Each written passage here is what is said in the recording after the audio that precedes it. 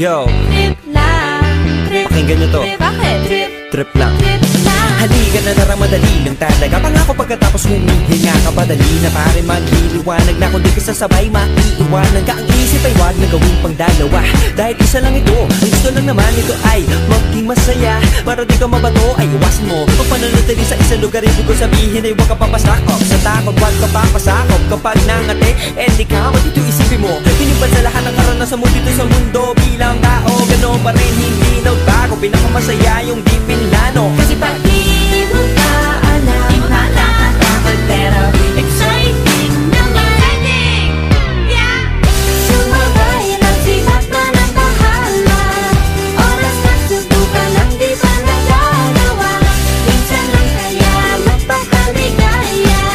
Mag-enjoy, magsaya, walang mawawala. Trip, trip, trip, trip lang.